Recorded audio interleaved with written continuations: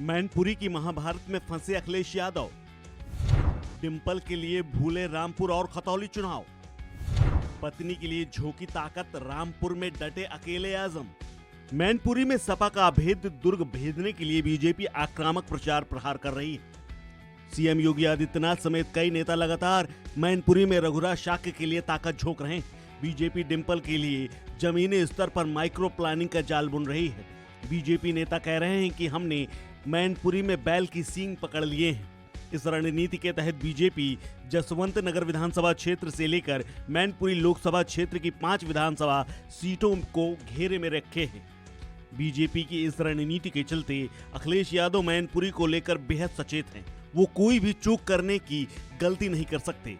इसीलिए अखिलेश यादव मैनपुरी में ज्यादातर गांव और कस्बे में अपना दौरा कर चुके हैं। साथ ही डिंपल और शिवपाल भी नुक्कड़ सभाओं को संबोधित कर रहे हैं। सपा अध्यक्ष की अति सक्रियता से राजनीतिक विश्लेषक सवाल उठा रहे हैं, क्योंकि अखिलेश जब से उपचुनाव का ऐलान हुआ है तब से मैनपुरी छोड़कर बाहर नहीं गए, जबकि रामपुर और खतौली में भी विधानसभा चुनाव का उपचुनाव होना है। रामपुर में आजम खान अकेले मोर्चा संभाले हैं, वहीं खतौली में आरएलडी अध्यक्ष जयंत चौधरी ने मोर्चा संभाल रखा है। हालांकि दोनों ही सीटों पर अखिलेश यादव की मांग है, लेकिन अब तक दोनों ही विधानसभा उपचुनाव के प्रत्याशी अखिलेश की राह देख रहे हैं, जबकि बीजेपी की तरफ से खुद सीएम योगी आदित्यनाथ लगातार घूम घूम कर वोट मांग चुके हैं। अखिलेश यादव बीते कई उपचुनाव से कहीं भी प्रचार करने नहीं गए। इसी फेर में आजमगढ़ में बीजेपी ने उनकी सीट पर कब्जा कर लिया। अब अखिलेश मैनपुरी की लोकसभा सीट अपने पास रखना चाहते हैं। ऐसे में पूरी ताकत झोंके हैं, लेकिन विधानसभा उपचुनाव से दूरी कार्यकर्ताओं को भी खटकने लगी। वहीं बीजेपी ने लखीमपुर समेत आजमगढ़ में जीत हासिल करके अपनी रणनीति साफ कर दी है।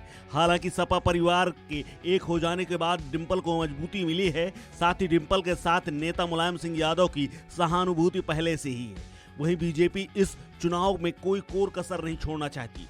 शिवपाल यादव के आने के बाद जसवंत नगर विधानसभा क्षेत्र के अलावा दूसरे इलाकों में भी बीजेपी मजबूती के साथ उभरने का प्रयास कर रही है। ऐसे में बीजेपी आक्रामक वार करके सपा के मजबूत दुर्ग को गिराने की तैयारी कर रही है। लेकिन सवाल ये भी है कि अखिलेश रामपुर और खतौली कब जाएंगे, क्योंकि अकेले सिर्फ आजम खान और जयंत चौधरी के प्रचार प्रसार से जीत सुनिश्चित होने में शंका बनी रहती है।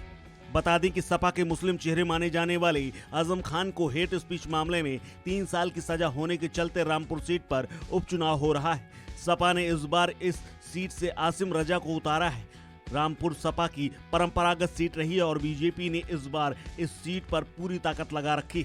रामपुर के अलावा खतौली विधानसभा सीट पर भी बीजेपी के विधायक विक्रम सैनी को सजा होने की वजह से उपचुनाव कराना पड़ रहा है। सपा ने अपनी सहयोगी पार्टी आरएलडी को यहां पर सीट दी है और मदन भैया अब मैदान पर है। जयंत चौधरी ने बीजेपी को हराने के लिए खतौली में पूरी ताकत झोंक रखी है।